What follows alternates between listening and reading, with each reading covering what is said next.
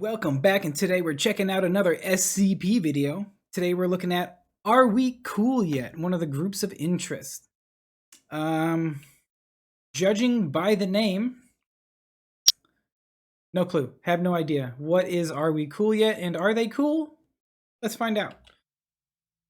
Are we cool yet? We've looked at a number of anomalies so far through the scope of both science and religion. Anomalies with origins beyond our planet or reality. Anomalies created through foolish accidents or from ancient rituals. What we haven't really looked at, though, are anomalies created through the scope of art. Art is a subjective concept, one heavily divorced from the cold, clinical nature of the SCP. Isn't the sculpture Peanut Neck Snapper? I can't remember his number. 173. I don't know.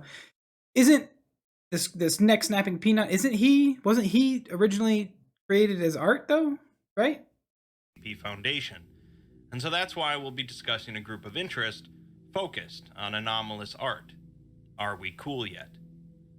Like many groups in the SCP universe, AWCY exists as yet another fringe group that meddles with paranormal forces for their own goals. It just so happens that their goals consist of little more than creating really weird art pieces, many of which end up in Foundation custody. As usual, I'll be primarily looking at a handful of these contained exhibits to give us a better idea about the group, but let's see how they operate. Unlike many groups, Are We Cool Yet have no centralized leadership, no headquarters, no strict rules or traditions, and no official lists of members. Really, all it takes to be a part of Are We Cool Yet is to say that you are part of it, and to make anomalous art. Okay, alright.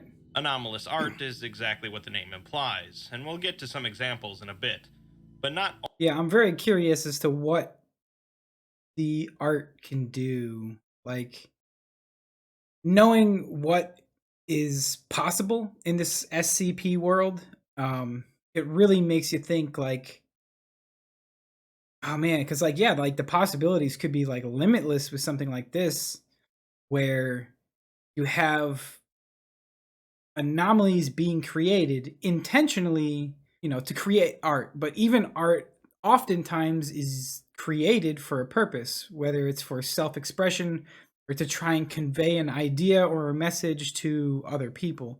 So I'm curious. It has spiked my interest already. All anomalous artists are part of AWCY. AWCY members tend to make art that is both highly visible to the public and often highly dangerous, leading some to decry the group as art terrorists. A potential... It depends on their intention. What separates an act of violence from an act of terrorism is its intent. If you do something or you threaten someone with violence for the express purposes of intentionally inciting fear or terror in order to achieve a goal, that's terrorism. If you created a piece of art that hurt someone, that's not necessarily good, that's not cool, but it's not really an act of terrorism. It's an unfortunate accident or an unfortunate side effect of the artwork. Origin for the group is outlined. Well, I guess I'll let them explain a little more. During the 19th century, the realm of science began to slowly understand draw too many conclusions. And certain artists of the world took notice, beginning to create their own paranormal art pieces. By 1870, Paris was the center of anomalous art, and the debate about whether it should even exist.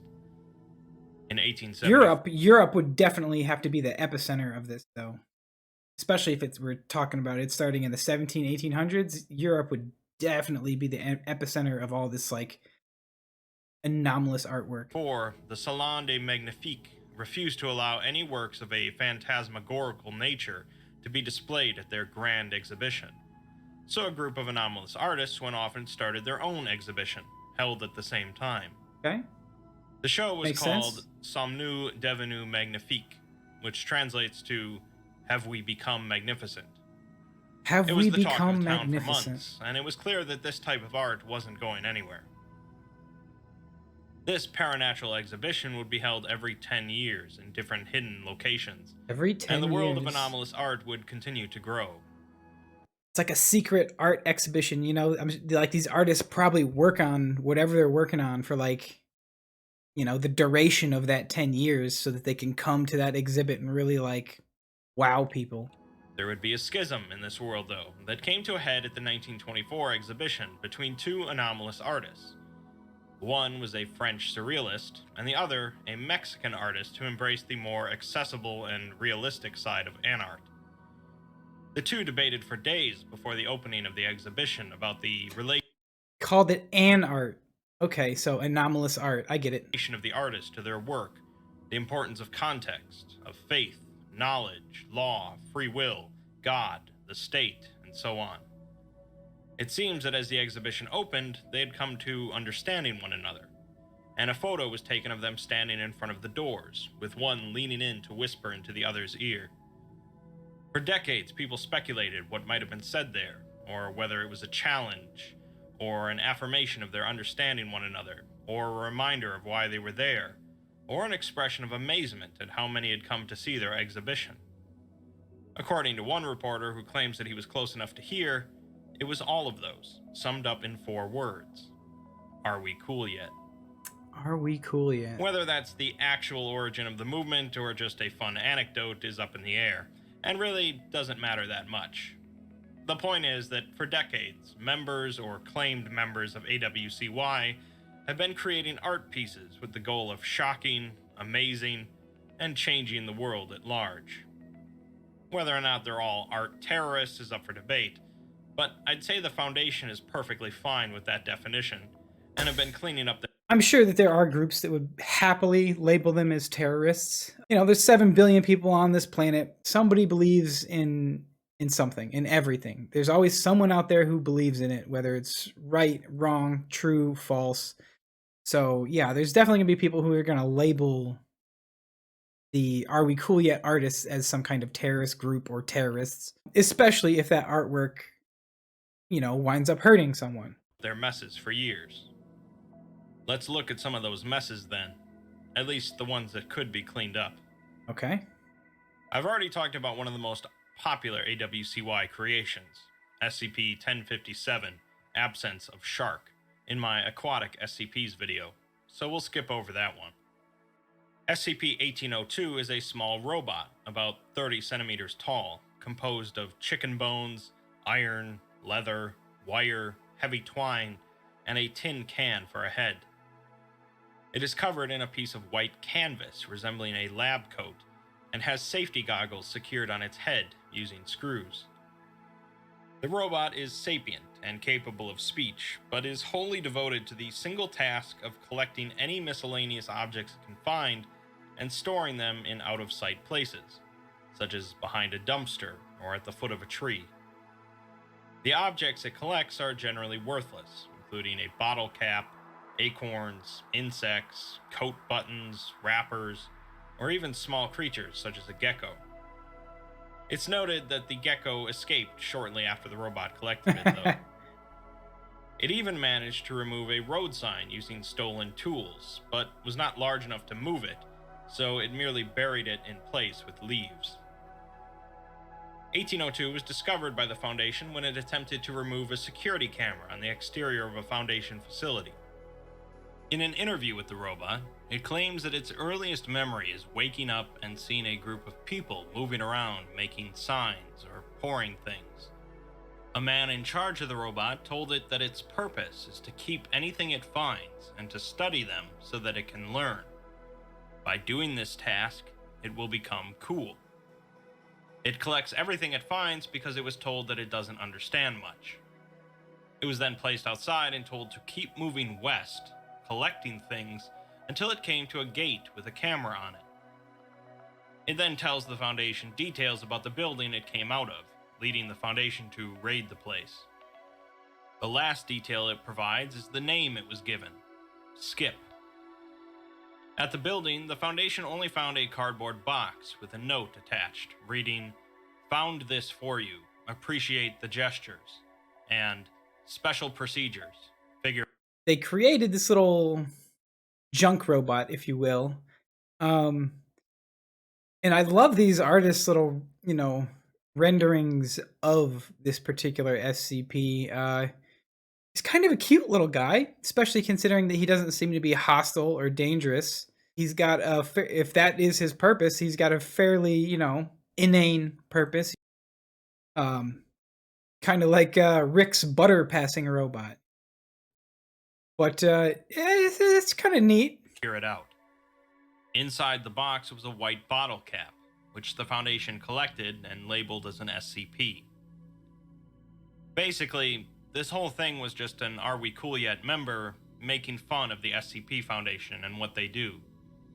Skip, the robot, named after the phonetic pronunciation of an SCP, collects things in the world that it doesn't understand and stores them away from prying eyes. SCP. Sometimes things escape, such as lizards, and other times the Foundation contains things on the spot because they can't move them for whatever reason.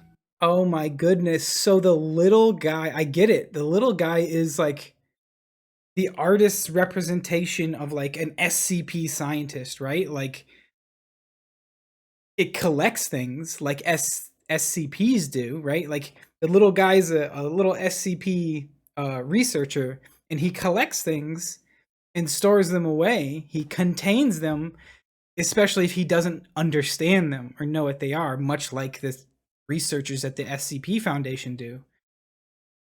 And it seems like he may have been intentionally created to head west and find an SCP facility to kind of let them know, like, hey, we know you're out there and we know what you do. And, you know, we're aware of that.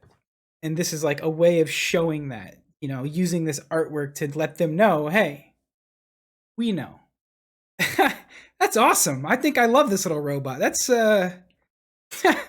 that's really neat. And then they give the example of he captured the gecko, but the gecko escaped, much in the same way that the indestructible lizard, they always try and contain him, but he ends up getting out. And I like this. I like this. Like the road sign. As a final joke, they left the white bottle cap, implying that it's an anomaly, and the Foundation scooped it up and stored it away, just like Skip would. Yeah. In uncommon fashion, then, no one ended up getting hurt from this AWCY piece. On the other hand, we have something like SCP-1590, an application designed for touchscreen devices called the Book of Tamlin. The Book of Tamlin. Upon booting up, the application displays a welcome message saying, "To Joey, who taught me how to be cool," and the name of the last person who played the game, who almost made it out. The Book of Tamlin is a game consisting of a series of images of different rooms, and the player is given subsequent tasks to complete in each room, all of which consist of locating different objects in the room. Basically, it's a really messed up version of those cool I Spy books. Right. The game consists of anywhere between 7 and 43 rooms, and the player also has a time limit between 1 and 12 minutes. Okay. The images and tasks are all personally relative to the player, beginning somewhat benign before becoming increasingly personal and traumatic. There isn't really any winning of the game though, as at either a random point during the game or when the timer runs out, the screen displays the text, "You found out everything there is to find about the house. Now all you have left to find is the way out." The game then ends and can't be replayed by the same person. Okay. Within 72 hours of this point, But a door the player opens in real life will open instead to a room from the game they played. And eventually, every door the player opens will open into the game, practically forcing them in. After they go through, all contact will be lost with the individual. As some examples of the games played by individuals, one D-class player saw a farm owned by his uncle, where his parents sent all of his pets, with the task of finding the graves of all 7 of his childhood pets. It's kind of Another messed image up. for the same D-class was a locker room from his middle school, where he was involved in multiple altercations, with the task of finding the 13 boys who made his childhood a living hell. After Okay. finishing the game, the D class opened a door that revealed the same locker room, at which point he charged through. An agent for the Foundation played the game, seeing an image of his time on deployment in Korea. The task is to find the buddies he left behind. The door he opened in real life opened to the same scene, and he willingly entered with survival gear. Not all participants have entered willingly, as one female D class was sedated and forced through to Oh, confront her childhood trauma. oh, that sucks. In the end, once you play through, unless you can avoid opening doors for the rest of your life, you're going to have to go through.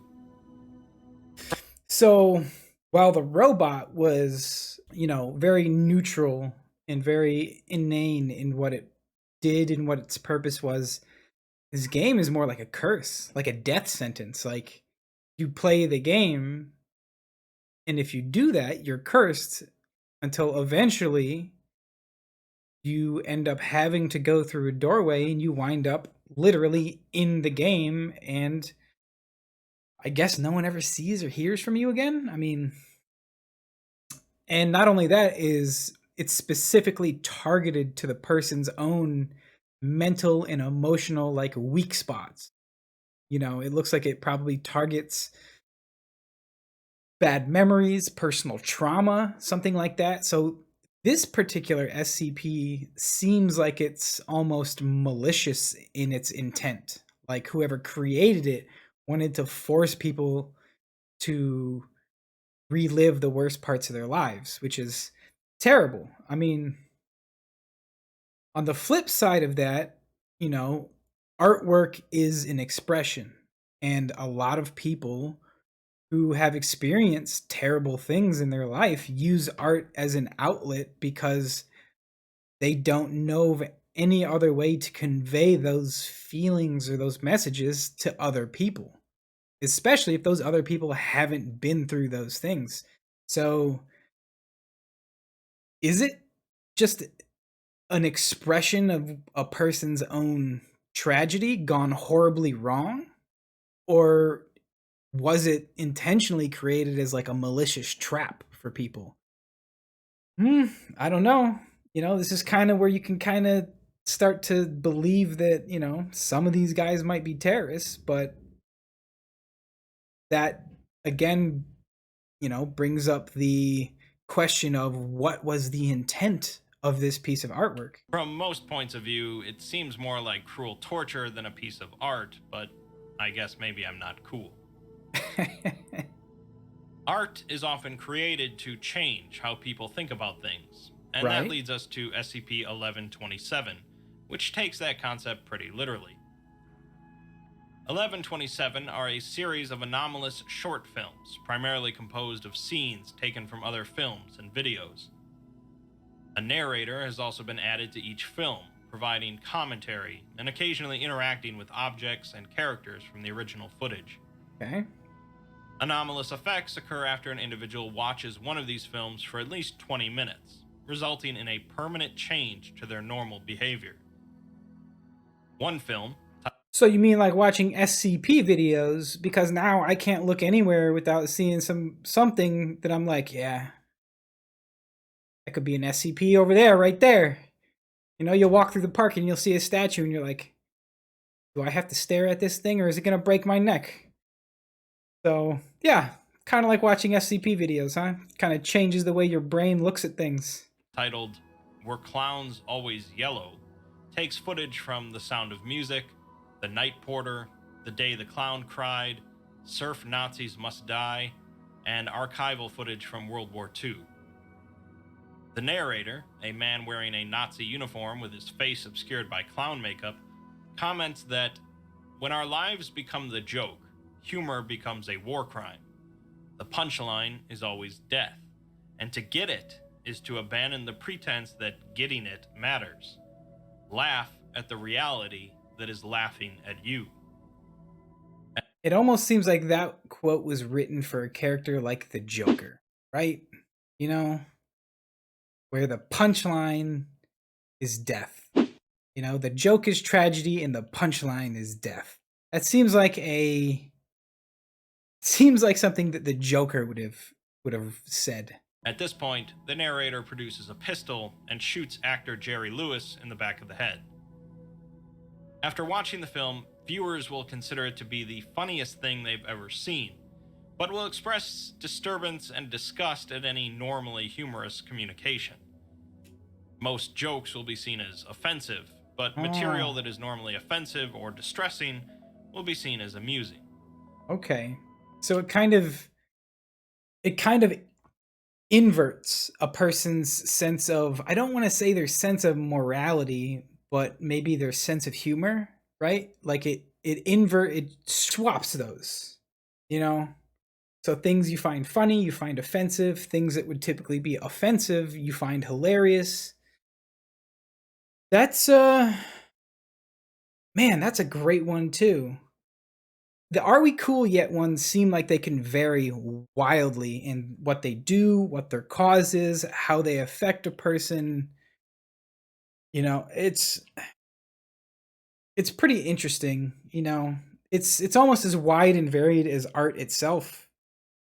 Another film, titled Crazy Where You Are, combines footage from Willy Wonka and the Chocolate Factory, Faces of Death, various animated short films featuring Bugs Bunny and Tom and Jerry, Oof. Okay.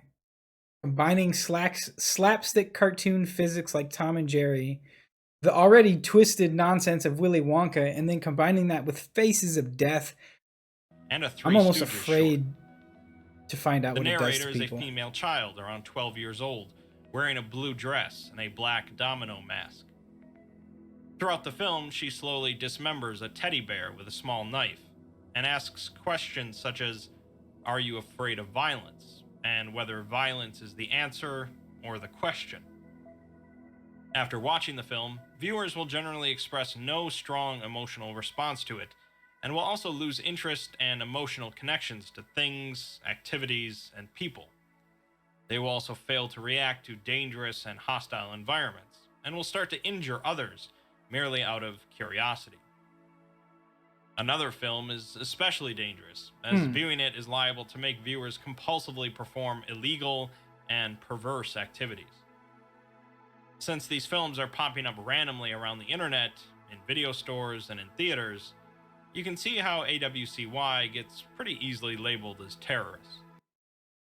Yeah, like the first one so far has been the only one really that didn't have a severely negative effect on a person's normal functioning. Yeah, these ones are starting to get more and more like hostile, like they were created with hostile intentions. Speaking of compelling people to do things just for the sake of being cool, there's another app, SCP 1883. This one's pretty simple, as the app just displays a user's score, and every 5 to 9 hours updates with a new task that they can perform to earn points.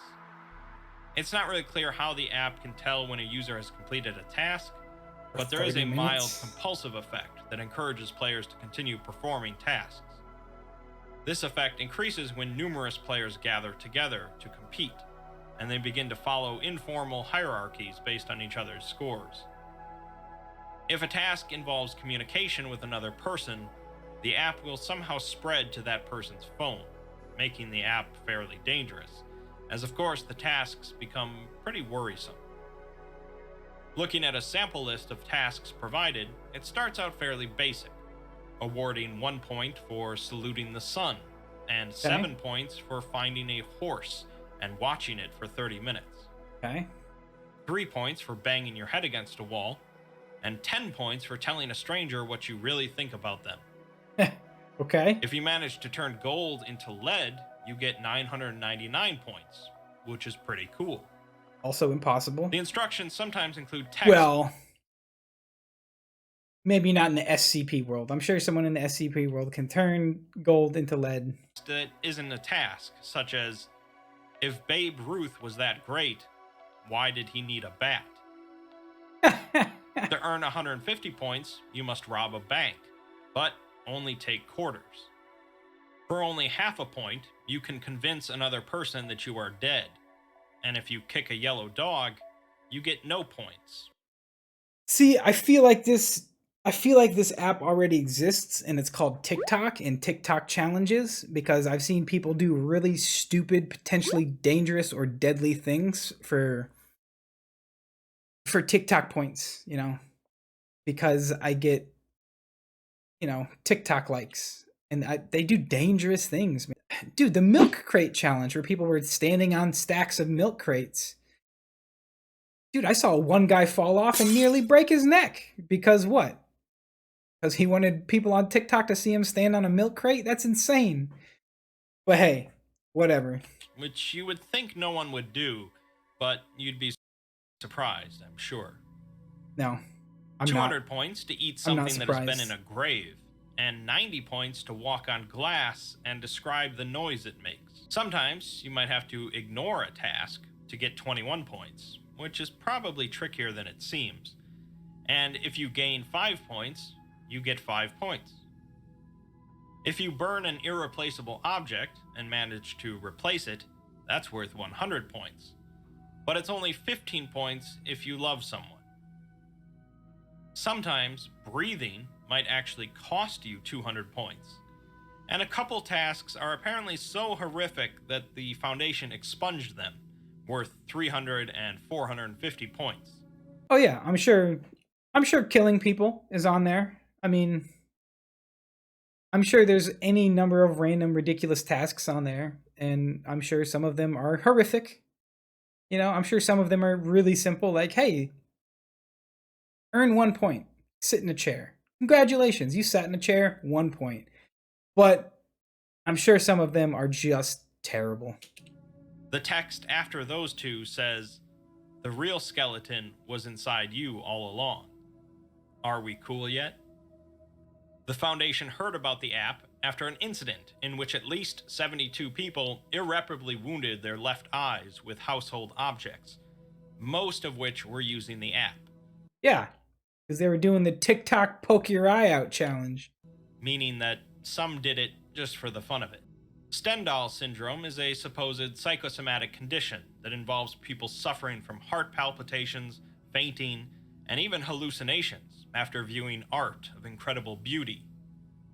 Members of AWCY would of course be interested in this phenomenon, bringing us to SCP 1074, an oil painting on canvas that, when photographed, just looks completely gray. When viewed directly, though, viewers suffer from symptoms similar to Stendhal syndrome, and will attempt to vividly describe the painting they are seeing to any nearby. No two viewers have described it as the same artwork, but they all agree that it is the most beautiful and moving piece of art they have ever seen. It's a piece of artwork that elicits pure emotion and awe in whoever views it, and yet it cannot be copied or replicated. If you take a photo out of it, it just seems black and white. But if you view it with your own two eyes, it's like the greatest thing you've ever seen. It fills people with like awe and wonder. Like, that sounds like a cool piece of art. I would pay money to go to a museum and see a piece of art like that. Even if it was like a piece of art that you could go and look at and it could give you like a crazy hallucination or out of body experience, like a DMT trip, except instead of taking DMT, you just look at a piece of art and then you just go to another dimension for a while, and then you come back and then you can go home with that experience, obviously without any negative side effects like getting trapped in another dimension or getting trapped in a game or being killed off. They will not turn their heads from it unless forced, and will attempt to convince everyone else nearby to view it as well. They will also begin to discuss philosophical questions related to the painting, bringing up human mortality, individual insignificance, legal or moral judgment, and religious eschatology. Yeah, great pieces of artwork will invoke the great questions that we've always asked ourselves. Within 3 to 5 minutes of exposure, the individual will become permanently catatonic, but will continue to display brain activity as if they were fully awake And here's the negative side. and aware. If forcibly removed before this point, they will stave off catatonia for some time, continuing to describe every detail of the painting and report even seeing it in their dreams. Typically, within 5 to 8 days, though, they will slip into the same coma unless treated with amnestics to wipe their memories. Even then, though, the Foundation has yet to find a way to permanently prevent it, and the longest someone has gone is 6 weeks before going catatonic. Huh. It's almost like viewing something that's so perfect destroys everything else because everything else is not perfect. It reminds me of that clip in Rick and Morty. Come on, we're leaving for school. Everything's crooked. Reality is poison. I want to go back. When Morty finds true level, that's what this seems like. In an interview with the D class who was exposed to the painting, he describes it with confusion, as it seems to be a painting of himself on his knees, crying. There are flames all around him, and he surmises that he's in hell, along with Jesus Christ. Jesus is scowling at the D class, and he is holding a flaming sword, as well as a scale with a heart on one side and an apple on the other. The apple is depicted as heavier, and the man interprets this to mean that Jesus is judging him, and he is guilty. Although he had vehemently denied in court the crime of murdering his wife and child. Wonder if the apple is supposed to represent sin in that particular instance, since the first sin committed by man would have been Eve taking the apple. So I wonder if the apple represents sin here, and the apple was heavier than his heart, which means, he was guilty of that sin, or sins in general, or his sins were greater than the good he put out into the world with his heart. Interesting. He now admits to it, and says that, of course, Jesus knows, and it all makes sense now. He says that he is nothing and everything. Everything is nothing, and that everything is imaginary. We have to exist, though, and we must will ourselves into existence in order to vanquish the dreamer that dreams of our existence. After going silent for some time, the D class says that he has one question. Are we cool yet? That's a question we'll likely never have a definitive answer to. AWCY is a disjointed, confusing mess of an organization, just the way they prefer it. There's no real goals or endgame for me to discuss here. It's all simply art, and art can't always be readily explained. There is a lengthy series of tales regarding AWCY called The Cool War, which I didn't touch upon at all in this video, so we'll have to save that for another time, as it provides a more specific look at members of the group. AWCY aren't the most popular group of interest, as they often come across as pretentious and insufferable, and they are a far cry from the unknowable Lovecraftian roots of the SCP universe. Love them or hate them, though, you can't deny the efforts they go through just to be cool. Well, are we cool yet? That one is really interesting. It definitely stands far apart from all the other groups that we've looked at so far. Every single other group has some kind of hierarchy, system of command, or some kind of structure, some kind of goal in mind for their group, whether it's containing SCPs, learning about SCPs, selling SCPs, while these guys create SCP. Now, because they're not linked together with any type of specific ideology, it just comes down to artists, man. Artists being artists, artists creating art.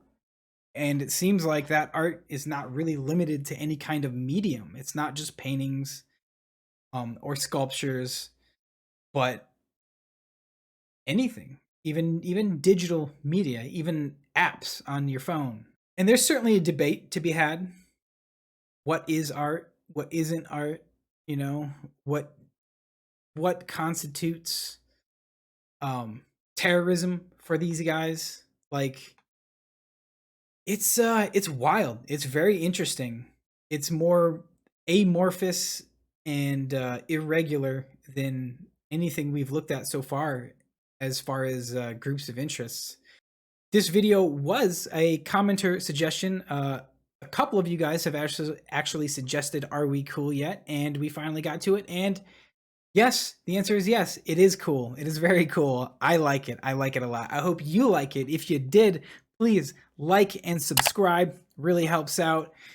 As always, leave a comment down below. Let me know what SCP you want me to take a look at next. Let me know what are some cool SCPs. Until next time, guys, I'm glad you stopped by. I'm glad you hung out. Take care of yourselves and have a great day.